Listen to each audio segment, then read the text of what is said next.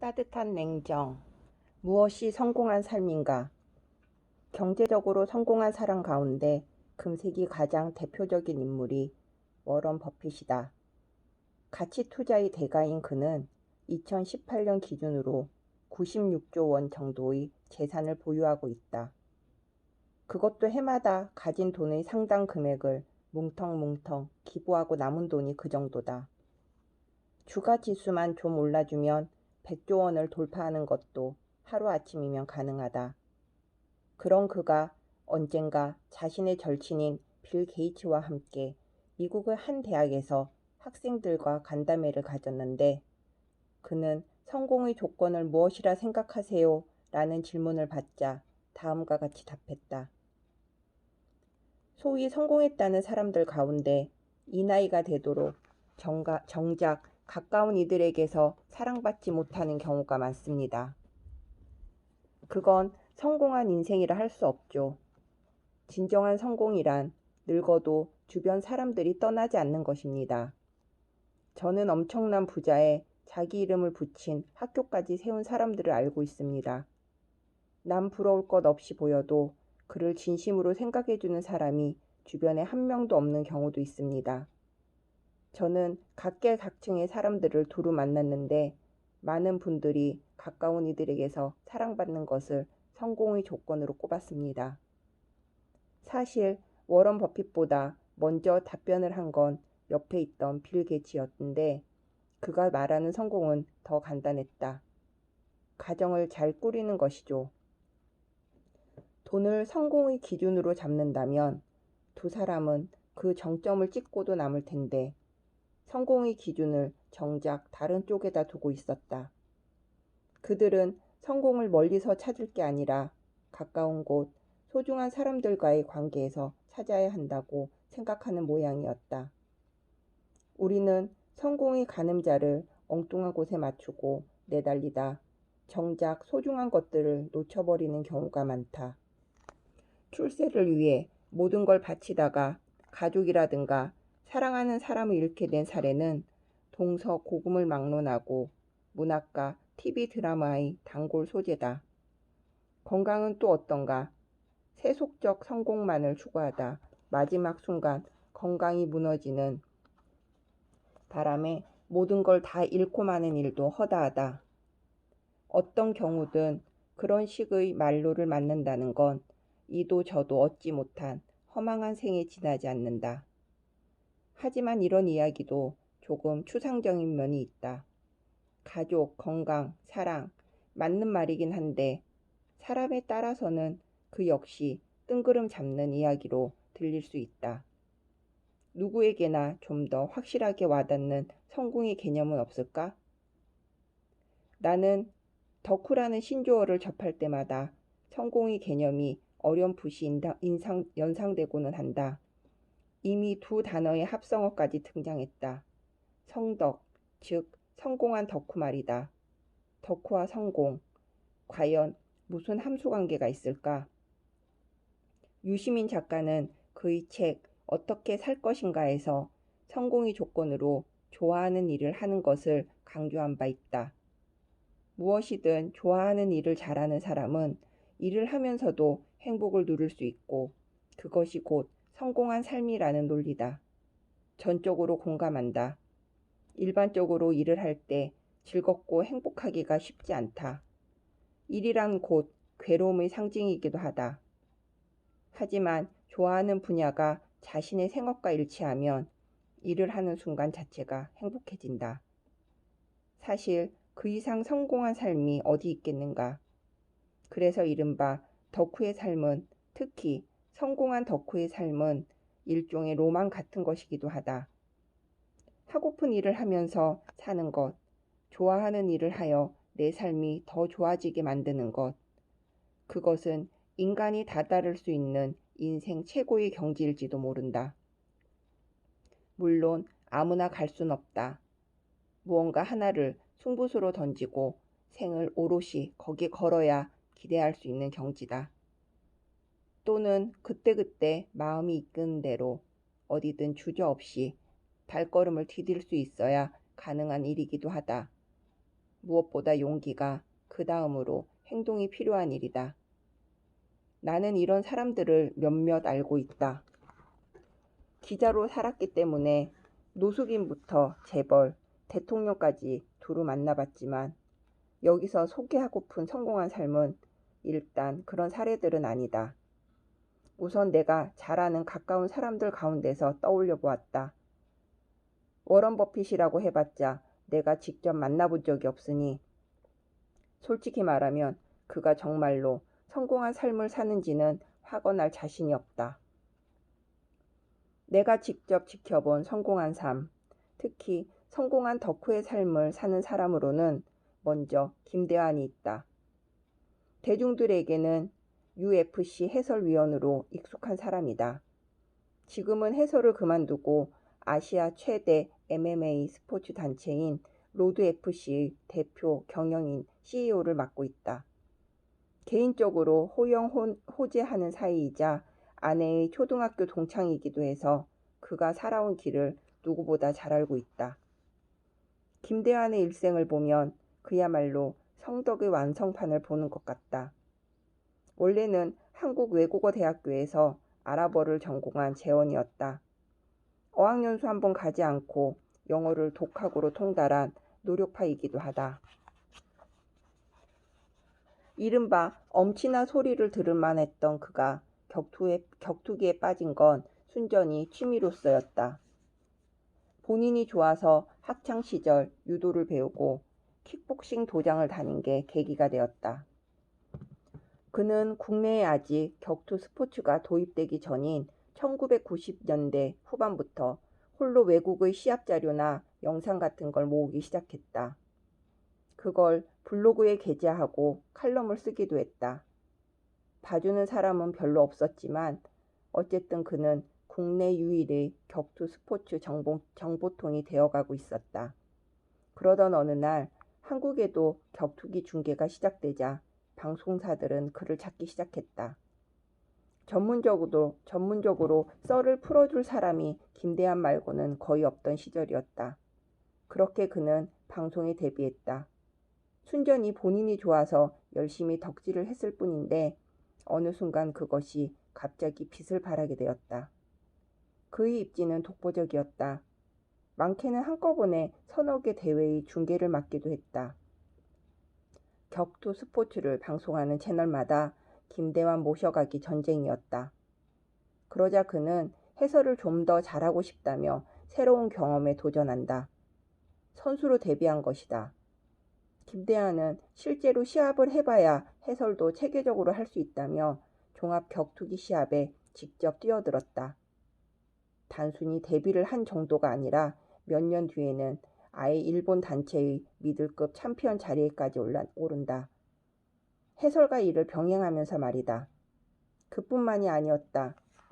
본인 이름을 내건 체육관도 차려 후진을 양성했고 생계를 위해 해오던 영어 학원 강사도 한동안 겸직했다. 두 아이 아빠로서 육아도 분담했다. 그러니까 말하자면 가사, 영어 강사, 체육관 운영, 격투기 선수, 해설위원 이 모든 일을 한꺼번에 했다는 이야기다. 놀라운 집중력이었다. 비결은 좋아서 한다는 것이었다. 그야말로 오타쿠 중의 오타쿠였다. 양복을 차려입고 로드FC 생방송 해설을 하다가 자기 시합 차례가 되면 옷을 벗고 케이지로 올라가 직접 경기를 치르기도 했다. 전 경기 KO 승이었다. 경기가 끝나면 곧바로 다시 정장을 찾아 입고 자리로 돌아와 생방송 해설을 이어갔는데 그 모습은 누구도 범접할 수 없는 어떤 궁극의 경지였다. 그런 그의 열정과 전문성, 성실성을 눈여겨보아온 로드FC 창립자 정문홍 전 대표는 2017년 그에게 CEO 자리를 넘겼다. 돈을 받고 매각한 게 아니라 대가 없이 경영권을 일임했다. 그만큼 믿었기 때문이다. 정 전 대표 역시 성덕으로서의 김대환의 가치를 확실히 알고 있었다. 이로써 김대환은 선수로서도 지도자로서도 해설가로서도 경영자로서도 모든 분야에서 정점을 찍고 인생의 전성기를 구가하고 있다. 자기가 좋아하는 분야에서 한 운문만 판 게 원동력이었다. 그저 마음이 이끄는 대로 원하는 걸 하고 살았던 것이 훗날 축복이 되어 그에게 돌아왔다. 물론 부수적인 요인들이 있었다. 어쩌면 전제 조건일지도 모르겠다. 그것은 김대한이 가진 특유의 선한 심성과 성실성이다. 그를 아는 사람들은 누구라도 이렇게 말한다. 김대한은 법 없이도 살 사람이라고. 무언가를 좋아하되 착하고 성실하게 임하는 것. 그것이 많은 이들을 감동시켰고 그가 독보적인 자리를 다지는데 결정적인 힘이 되었다. 그래서 그에겐 성공한 덕후의 완성판이라는 수식어를 붙일 수 있다.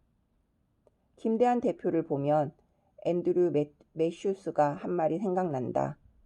그는 자신의 책 마음 가는 대로 해라에서 부지런히 운동하고 공부도 하고 사람도 사귀면서 최대한 노력한다면 반드시 좋은 일이 생긴다고 했다. 그 하나하나의 행동 항목에 좀 더 확실한 수식어 하나만 덧붙이자면 그것이 바로 좋아서일 것이다. 학교 후배 정나리는 연세대학교 최초의 여성 총학생 회장이었다. 연세대학교뿐만 아니라 여대를 제외하곤 전국 모든 대학을 통틀어 국내 첫 사례였다. 여학생이 총학생회장으로 선출된다는 것이 지금이야 새로울 것이 없지만 당시만 해도 신선한 충격이었고 사회에 파장을 던지는 사건이었다. 언론의 집중 조명이 쏟아졌다. 정치권에서 눈독을 들인다는 이야기도 들렸다. 타이틀이 너무도 좋았기 때문이다. 학생운동가 출신 여성 최초의 총학생회장. 어디서 모셔가도 이상할 게 없는 수식어였다. 국립여성사 전시관에서 각계 여성 1호를 주제로 특별전이 열렸을 때 국내 최초의 여성 총리 한명숙, 최초의 여성 우주인 이소연 등과 함께 나란히 전시되기도 했다. 그런데 그의 다음 행보가 세간의 예상을 뒤엎었다. 졸업 후 그는 유수의 기업체나 사회, 시민단체, 정당 같은 데로 가지 않고 난데없이 음악을 공부하기 시작했다. 서울 재즈 아카데미에 들어가 재즈 피아노와 작 편곡을 배우더니 아예 대학원으로 진학해 영화음악 석사 학위를 땄다. 그러고는 또 그 스펙을 가지고 학계나 영화음악계로 간 게 아니고 홍대 앞 인디 뮤직에 투신했다. 밴드 한음파에 들어가 건반 연주를 하고 음반도 냈다. 다른 밴드들을 위한 공연 기획과 매니지먼트까지 맡았다. 음반 홍보를 하러 뛰어다니고 방송국과 공연장으로 젊은 음악인들을 실어 나르며 로드 매니저 역할도 했다. 그런 그의 손을 거친 밴드가 킹스턴, 루디스카와 허클베리 핀 등이다. 또 어느 날은 뜻을 함께하는 음악인들과 의기투합해 국내 최초의 뮤지션 유니온을 세상에 내놓기도 했다. 그 단체는 법적인 공식 노동조합으로 등록했고 지금도 활동 중이다. 이 모든 일의 공통점은 두 가지였는데 하나는 돈이 별로 안 된다는 것, 다른 하나는 그가 좋아서 한다는 것이었다. 그렇게 홍대 음악계에서 종횡무진 활약하더니 어느 날 갑자기 삶의 무대를 제주도로 옮겼다. 서울에서의 모든 걸 정리하고 홀연 제주로 이주하였다. 언젠가 제주에서 살아보고 싶다던 막연한 꿈을 또 망설임 없이 실행으로 옮기고 만 셈이다. 하여간 그는 하고 싶은 것, 좋아하는 것은 다 해봐야 직성이 풀리는 듯했다. 제주에서도 한동안은 음악에 주력하는 것 같았다. 밴드 스왈로우에 합류해 섬 곳곳을 돌며 공연했고 강정마을 해군기지나 4.3 관련 행사가 열리면 두 발 벗고 달려가 연주를 했다. 부족한 생계는 학원 강사나 과외 일 등을 통해 보충했다. 그런데 그는 거기서 멈추지 않았다. 어느 순간 또 새로운 분야에 도전하는 모습이 목격되었다. 이번에는 요리였다. 원래부터 음식 만드는 데 취미가 있긴 했다지만 그걸 또 업으로 삼을 줄은 주변 사람들 아무도 몰랐다. 그녀는 제주에서도 바다가 아름다운 월정리 해변에 버려지다시피 한 작은 창고를 임대해 손수 예쁜 밥집을 차렸다. 테이블이 몇 개 되지 않는 작은 식당이다. 전문 메뉴는 닭곰탕. 이 집 가서 먹어봤는데 맛있어요.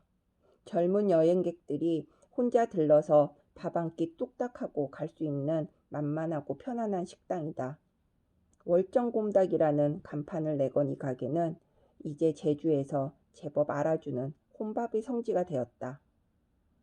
명문대생에서 학생운동가로, 최초의 여성 총학생 회장으로, 인디밴드 연주자로, 매니저로, 공연 기획자로, 뮤지션 노동조합 운영위원으로 다채로운 삶을 살았던 그는 이제 매일 새벽 제주의 바닷바람을 쐬며 자기만의 작은 식당으로 출근한다.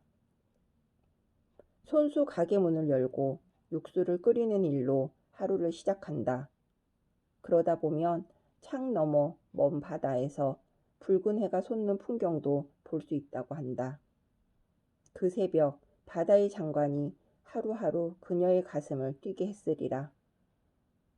손님들이 찾아와 밥그릇을 깨끗하게 비우면 그것도 행복이라고 했다. 인스타그램에 올라오는 사발 클리어 인증샷은 그녀를 가장 기쁘게 하는 것들 중 하나다. 그야말로 소소하고 확실한 행복, 소확행이 실천이 아닐 수 없다. 식당 문을 늦게까지 열어두지도 않는다. 해지기 전 영업을 마치고 그때부터는 오롯이 자기 시간이다. 이른바 워라벨의 표상이기도 하다. 여름이면 퇴근길에 곧장 파도치는 바다로 뛰어들어 수영을 즐기기도 한다. 홀로 바다의 품에 안긴 채 떨어지는 해를 보며 벅찬 낙조를 만끽한다고 했다.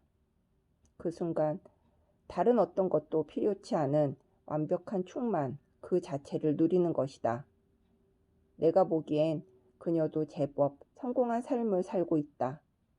그가 총학생 회장을 마치고 어딘가에 러브콜을 받아 주류 사회로 진입했다면 거기서도 어떤 식으로든 성공했을지 모른다. 어쩌면 지금쯤 금배지를 달고 있거나 청와대 비서관실 같은 데 있을지도 모른 터. 하지만 이 달력에서 말한 성공의 기준이라는 게 본인의 자족과 즐거움에 있다면 그녀는 지금 최고로 성공한 최상의 삶을 살고 있다. 큰돈 벌어가며 여유롭게 사는 건 아닐지라도 그녀 스스로 좋아하는 분야에서 하고 싶은 일을 하는 것, 그거면 충분하다고 했다. 그래서 그녀의 드라마틱한 모든 삶의 여정은 단 하나의 연결고리로 이어진다. 바로 좋아하는 일을 즐기면서 하는 것, 그것이다.